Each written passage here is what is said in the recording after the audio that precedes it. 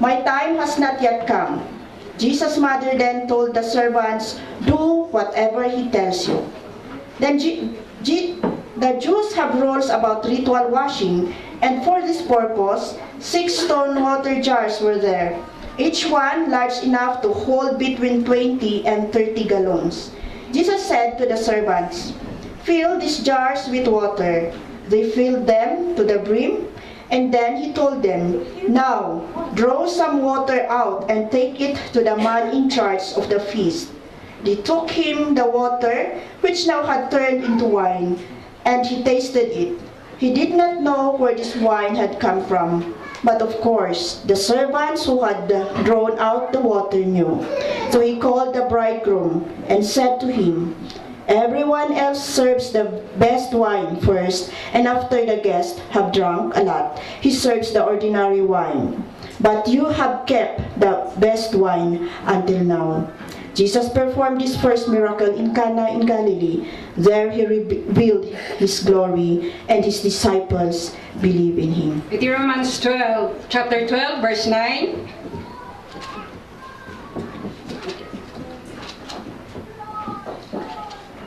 Kastoy kunana, agayat kayo asipupod no.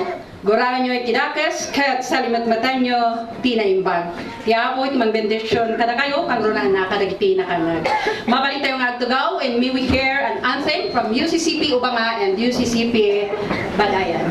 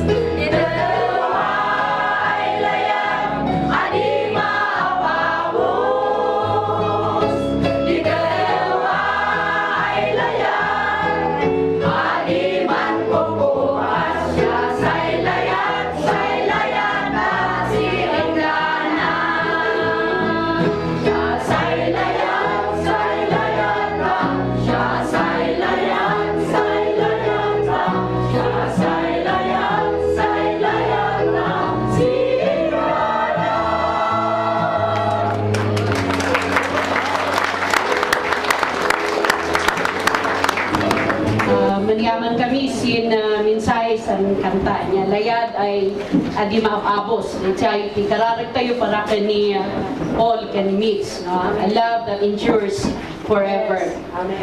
Greetings in God's name for our visitors from Thailand. We greet you. Welcome to the Philippines and to Mangkayan. Kablaawan kayo amin. Tinagan nga po tayo si Kristo. Nga ragsak itagtak darmanon ito nga pulpito after how many years. Nagyaman tayo ta daragiti avenues kakakastoy nga makapagkikita tayo so kung na nagiti kakadwak nga papastor haan nga okasyon lang ni Paul kani Mitch na ito no dikat okasyon ti konferensya, in fact duwan nga konferensya no Highland Conference and Middle Highland Associate Conference. That's John chapter 2 verses 1 to 11. This is a story that tells us of Jesus attending a wedding. You know, this story centers most about the first miracle, the turning of the water into wine. And it's very interesting, and of course, it's wonderful.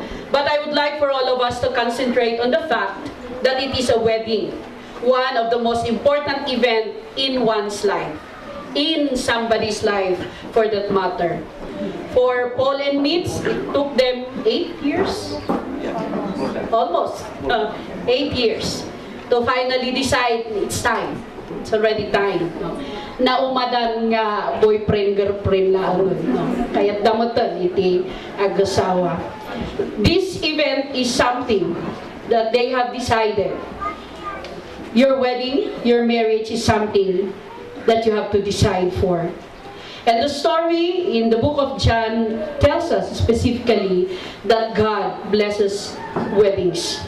The wedding in Cana must have been far worse on somebody's checking account. This wedding in Cana probably lasted for 7 days. 7 days of eating and drinking. Think of what must have meant to a peasant farmer whose daily fare consisted of some bread, olive oil, cheese, and water because that's all he could afford. But you know, every wedding has always a crisis. You see, at such a wedding as this, hospitality is everything. If you invite people to a wedding, hospitality demands that everyone has enough. Tanuada saan nga napakan, pakaistoryaan nyo, iti si bubukan, apa nagbiagyo. When Mary, whom I suspect is related to the mother of the bride, comes to Jesus and says, they have no wine. We face more than a minor inconvenience to an otherwise festive occasion. Do you know what that means to this family? Disgrace. That's what it means. Now, what does this story mean to us today? To Paul and Mitch, and to all of us, modern-day Christians. I don't know if you get it. The gospel writer is inviting us to become a detective. We are given a hint here and a clue there. They have no wine. Awanan itiara. Are we supposed to hear those words if they include us somehow? Is this a story really about me? About you, about Paul and Mitch. You know, was there ever a time in your life that you feel like your wine also have run out? When did you first realize it? Where were you? How old are you? What happened that caused you to see, to know, to confess at some deep place inside that your own wine had run out? That your life wasn't working and would never work as a self-made project? When did you figure it out? That all the baling wire in your repair kit couldn't patch or fix the you that is broken? When did you hit the wall with the truth about yourself that your brains, your beauty, your money, your connections, even your luck, or whatever else it was that you were counting on was empty or impotent when you needed it the most? Kakabsat ada ka di matagiti gundaway iti biyag tayo nga kaslangan na ibus maten iti mainom. Kaslangay nga awan arak amang paimas iti biyagon. Nga ure adaking kaamin na adaking kaamin nga salunat, amin nga kinabaknang, amin nga adal, nga di mo mat mabaulanan iti biyag mo. Maybe you know those oft-mentioned lines from the Old Testament book of Ecclesiastes in chapter 9, verses 11 to 12, which says, "The race is not to the swift, nor the battle to the strong, nor bread to the wise, nor riches to the intelligent, or favor to the skillful. But time and chance happen to them all, for no one can anticipate the time of disaster. You never know when your time is coming. You never know when your wine is going to run out. When? Where did it happen? If efficiency is the standard, then by all means, don't let yourself be held back. Get out there with Gates. Beat the competition. Make the deal. Climb that ladder. Whether we like it or not, you can on your own. This is the gist of our message for Paul and Mitch. You have waited 8 years. By now you should know, because you are both at age already. No, marriage is not made in heaven, as they say. Thunders and lightnings are. Meaning you both have to work it out. If the wine ran out, what should you do? When one would say, we have no more wine, where will you turn to? If we continue the story, when Mary told Jesus about the crisis the couple and their parents are facing, then there came the miracle. Now the large empty jars are filled with water, gallons and gallons of water. Someone dips in the ladle and takes into the head waiter. It was water when they put it in the gallons or in the jars. But when they ladled it out, it became wine. Not just plain ordinary wine. It was the best wine. Now let's see, there are 6 jars and 30 gallons each. That's 700, maybe 800 or more bottles of wine. There is wine for the journey. The story of the wedding at Cana, the water changing into wine, is the whole Gospel of John in one scene. Details will follow, but here it is, in all its wonder and fullness. Do you see it? It said, there is enough. Or probably we could say, there is more than enough for everybody. And we can also claim this day that there is more than enough of grace and love of God for all of us. For Paul and Mitch, for the families, and for all of us. For me and for you. Grace and love never runs out. There are many, many, many jars. Hundreds and hundreds of bottles of God's grace and love. Amen. Plenty and more than plenty. More than we can ever carry. More than we can even fathom with our own minds. More certainly than we ever deserve. No. I cannot tell you what will happen in your life tomorrow, hope and grace.